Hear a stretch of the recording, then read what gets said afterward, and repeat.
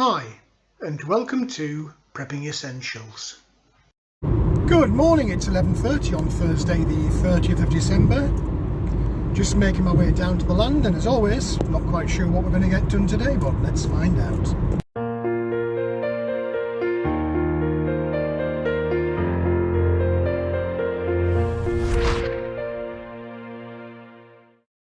Well, here we are down on the land. It's a bit of a grey, overcast day. We've had lots and lots of rain this week as we run in towards the New Year weekend.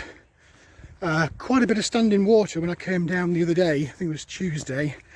Yeah, Tuesday. Quite a bit of standing water on the field, round by the cabin door. Not so much standing water today, thankfully, but it is still wet. Anyway, very quick visit today, just essentially checking up on the chickens, see how they're getting on.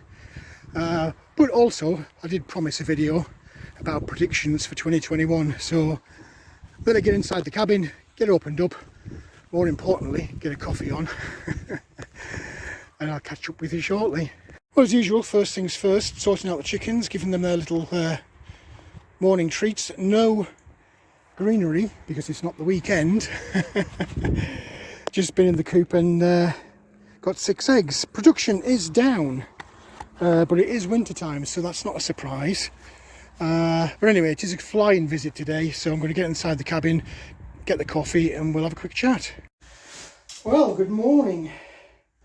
It is a wet week this week as we run through towards the weekend and the new year. It's Thursday, so I do normally come down Tuesdays, Thursdays, just to check on the chickens, make sure they're all right. I will be down, I'll keep hold of that actually because my fingers are a bit cold. I will be down at the weekend, even though it is New Year, start as you mean to go on. So I will be down on New Year's Day. Not quite sure what time that'll be. I guess that depends on how giddy I get with the New Year's Eve drinks. But I don't normally get too giddy, so we should be fairly bright and early on Saturday. But you will find out, undoubtedly, as I will definitely do even if it's only a very short video, I will definitely do something on New Year's Day. So yeah, here we are. I did promise that I would do a video at some point this week talking about predictions for 2021. I can't say that I've done any real in-depth research. These predictions really are just based on what's been going on this year and the indicators that they're giving as to what might be happening in 2022. I literally, while the kettle was boiling, just made a couple of little notes, nothing dramatic. So I'll use those as we go along, so apologies if I glance down from time to time to see what I've written. There are 5 issues that I've kind of grouped these predictions into.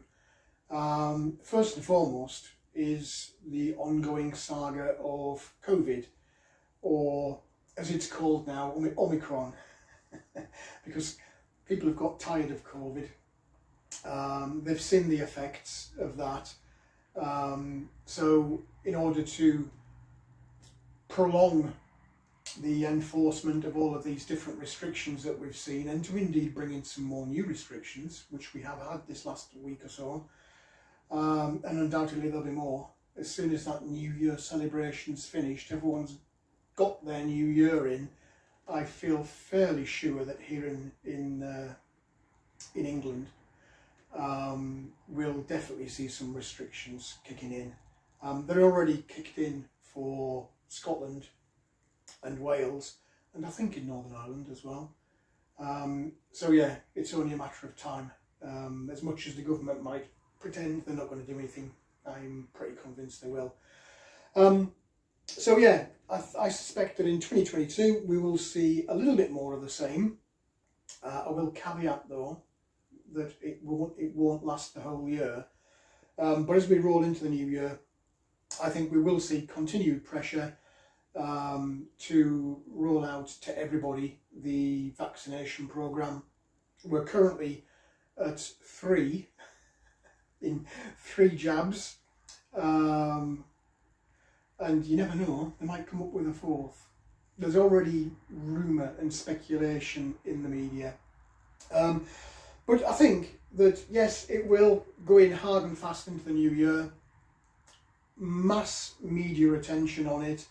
Government promoting, if not insisting on, because we've already got blanket demands for travel, that you've got to have all of your jabs. I'm pretty sure that will become commonplace, and there'll be a massive push towards getting everybody jabbed, and that's a condition of entry to different things, whether that's the workplace, the high street, stadiums, for sports events and concerts, definitely for travel, because it's already in with travel. However, there is a growing pushback amongst members of the public who are rapidly tiring of this, and rapidly tiring of the even more draconian measures to restrict their own personal freedoms. But there's also a pushback from business, particularly hospitality industry, now that they're not getting a second round of stimulus packages for them. They're pushing back quite hard now as well. So business and members of the public are pushing back harder already, and I suspect that pushback will grow even stronger in the new year, particularly if government does try to clamp down even tighter than they are already. So with that in mind, I'm guessing that the current COVID as we know it now, and the restrictions as we know them now, will gradually fade away, to be replaced by something similar to what we've had for years now with the flu. And at the end of the day, COVID is a variant of the flu. So I suspect that the current situation will gradually morph into an acceptance of we'll have a COVID jab as we do have a flu jab for those who are more vulnerable within society, people with underlying health conditions, the elderly.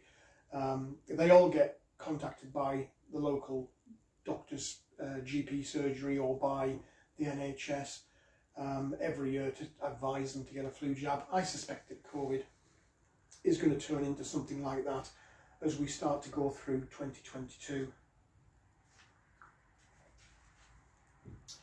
You'll remember that one of the big issues that COVID did cause was a massive disruption to the supply chain. And the just-in-time nature of our global supply chain is really feeling the strain still. It's definitely not coping well with the ongoing drag effects of all of these various COVID restrictions. And people who have been forced to be off work because they've come into contact with somebody who might or might not have had COVID, or they've had symptoms themselves.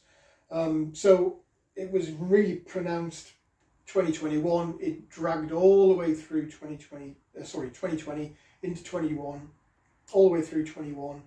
And I think that is set to continue as we go into 2022. More importantly, I guess, the actual manufacturers and the warehousing that backs up the manufacturers to store their product as it waits to go into the supply chain and be distributed around, they've never really caught up all the way through 2021. And we've noticed that as gaps have continued to be there in the supermarkets and other shops that we might go to on a daily or weekly basis. So factories are still having problems maintaining production. They've not managed to increase production to make up the shortfall, so the result is that warehouses are still sitting empty. They're kind of just transitory, and we'll talk about transitory in a minute. stuff is going through them, but it's not been stored for any period of time before being distributed. It's coming in, getting unloaded, getting loaded back up and going straight back out again. So I think, well, I'm pretty sure we will continue to see shortages and supply chain disruption pretty much all the way through 2022. Whether it recovers or not completely in 2022, I guess that depends on how long this COVID thing continues to drag and be an issue, particularly government restrictions. The longer they drag on, the less chance that the supply chain is going to recover in 2022. So that will have an impact on you, both in terms of availability and, of course, if there are shortages of anything, that tends to drive up the price. Which brings me nicely on to the third point that I was going to talk about, which is the economy. The economy is a whole overarching term for lots and lots of different separate but connected issues.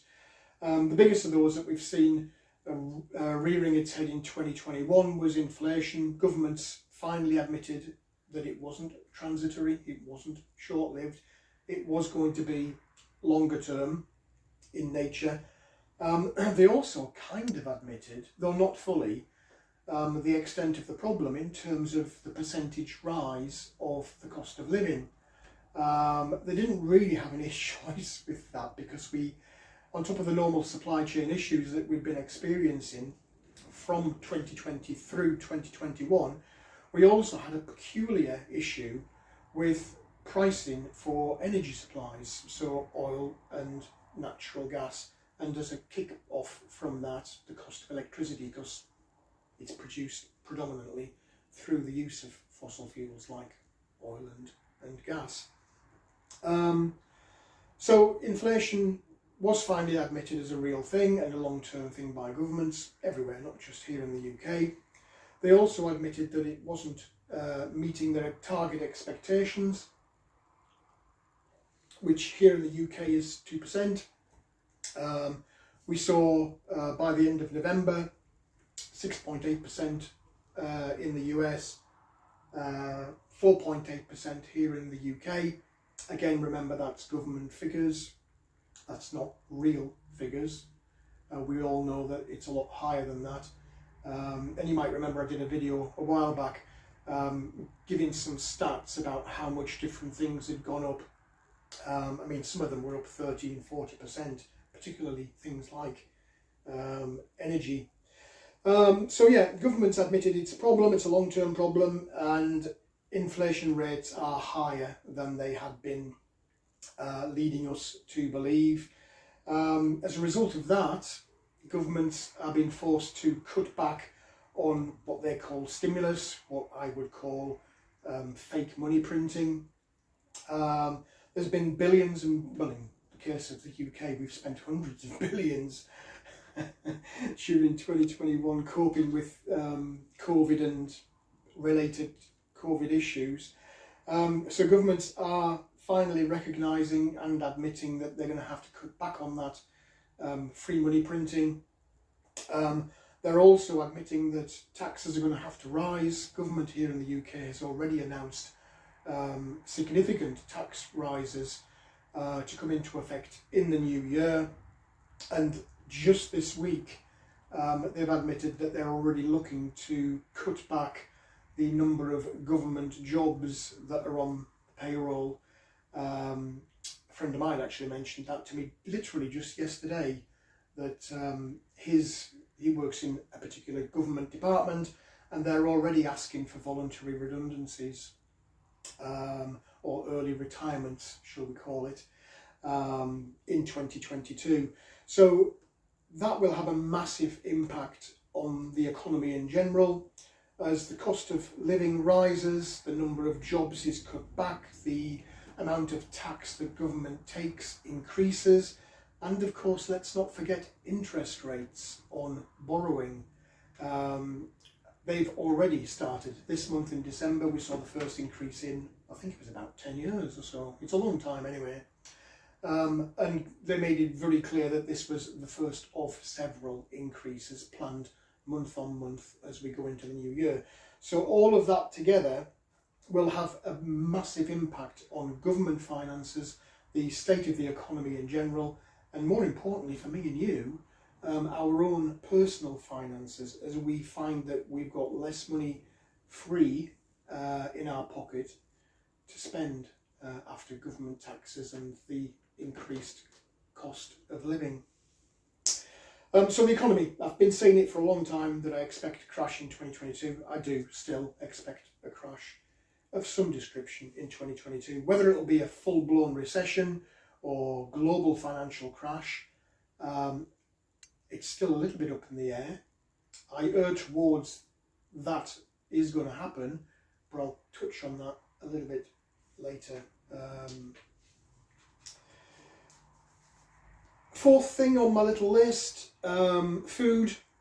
We've already mentioned the price of food and the availability in the shops due to the supply chain issues that we've been having. But let's not forget that in 2020 and 2021, we had some pretty significant events that impacted on food production around the world.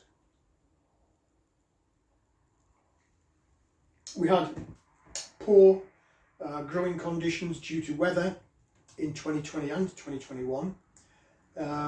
Why do I say over those 2-year period? Why is that relevant? Because canned goods in particular, the goods that you have in the shop now were produced at least 1 year ago, if not more than 1 year ago. So there is a rolling knock-on effect. Just because there's a problem in 1 year doesn't mean you necessarily see the full impact of that in the same year. Quite often, particularly in canned or packaged goods, you'll see it the following year as the lag or the disruption catches up.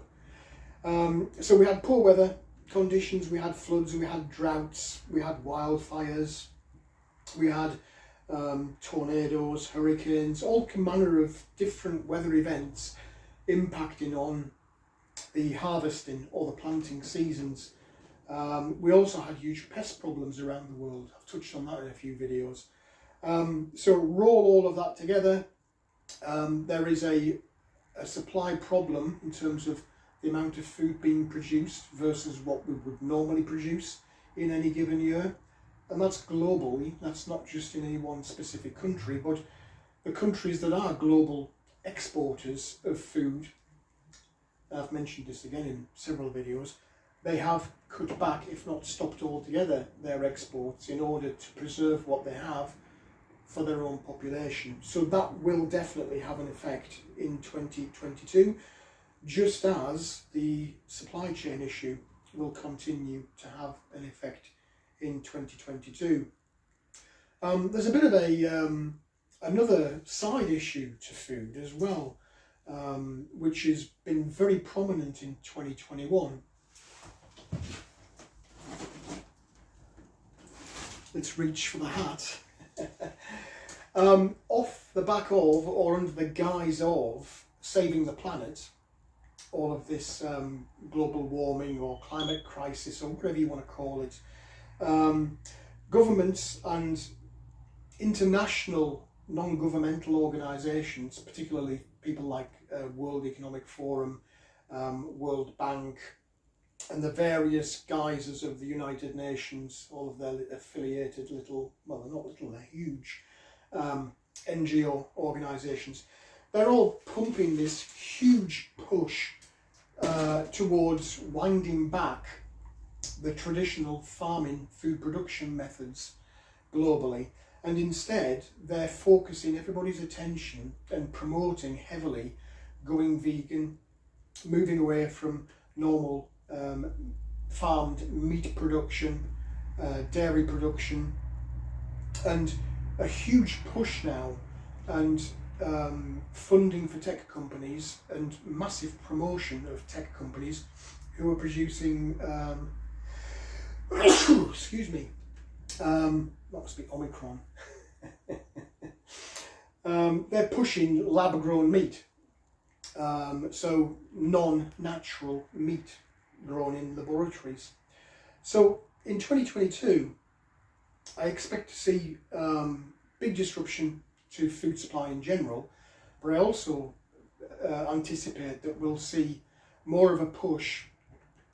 Climate and supply chain issues will be used as an excuse, if you like, as to why we should all be going vegan or why we should all be eating fake food grown in laboratories. So something to look out for there on food. The last one, I'll resist the temptation to grab the tinfoil hat again. The last one is more several topics rolled into one, if you like, and it's all to do with the collapse of Western power. That sounds quite grandiose, doesn't it? The collapse of Western power. What do I mean by that? Well, in a nutshell, for centuries now, the predominant world powers have been Western governments. So governments in Europe and in the US, the United States, and they've kind of taken control of world resources, the money supply system, and at one point they were the main powerhouse of industry. Whatever was produced in the world was produced in the West and then shipped around the world. You'll have noticed that that's changed quite dramatically over the last probably about 40 or so years, particularly around industry and manufacturing, where Western countries have sort of outsourced their industrial production base to the East, Japan and China. Back in the 70s, it was the rise of the Japanese industrial complex. We were buying all of our cheap washing machines, TVs, computers, cars, everything was coming from Japan. Then other countries started opening up. It became Taiwan, and then more recently China, and to a smaller degree some of the other South Asian, Far Asian countries. It's become quite noticeable during the COVID period as Western powers have become more focused on political instability within their own countries, the left versus the right, as we've borrowed more and more and more money. Traditionally that was being borrowed from Asian countries, particularly China. China holds a huge amount of US debt in particular. We ran out of borrowing power, I guess. People were starting to get wise that we'd never be able to pay it back, and that's where this money printing started. It was far easier to hide the true reality if we just printed it ourselves, fake moneyed it ourselves. So yeah, we're seeing a kind of economic collapse. We don't make anything in the West anymore. We're totally reliant on other countries for that. So we don't have as much control as we might have had before. We don't have as much employment as we might have had before, because factory jobs just simply aren't there anymore. People are becoming rapidly discontent with more draconian control. We, as Western countries, constantly preach democracy overseas. But when we turn the attention to ourselves and we really examine our own political system, actually it is far more draconian than many of the countries that we would like to complain about. So I think will continue to rise. We will see that polarisation between the different political factions within Western countries. We will see governments become even more fragile as they realise that the age of giving away free money has to end, and they risk becoming unpopular due to cutbacks on jobs within government, cutbacks on spending on things like welfare, and of course higher taxation. There is a distinct possibility, and we're seeing it in Europe now, as several countries now are pushing back against the centralised control of the EU government. And we're seeing it also in America as more and more states, individual states, push back against federal government mandate. There's been lots of talk recently, most of it distraction technique by media and government to divert attention away from their failings. And we've talked about it in previous videos about Russia and China and the potential for armed conflict. I would add Iran again to that mix, as that's coming into focus now that Israel is openly saying that it wants to bomb Iran. They've just stopped hiding it now, and they've stopped listening to the Americans saying don't do it just yet. That's becoming news again this past week or 10 days. So I don't think that the all-out war scenario is there still. I still don't believe that. But what I do see is what China and Russia are already doing. They're gradually tightening the screw. They're restricting the supply of all of this outsourced factory work we've given to China. Russia is tightening the supply of all this gas that Western countries, particularly in Europe, have become so dependent on as they've let their own systems collapse in favour of throwing up more windmills. I don't think they need to go down the road of all-out boots-on-ground war. I think that they can do it economically now. There is still a chance, potentially, that you might see China invade Taiwan, you might see Russia invade Ukraine. But even if they do, I don't anticipate Western pushback to the degree that we're going to be seeing an Iraq-style, let's send all the troops in.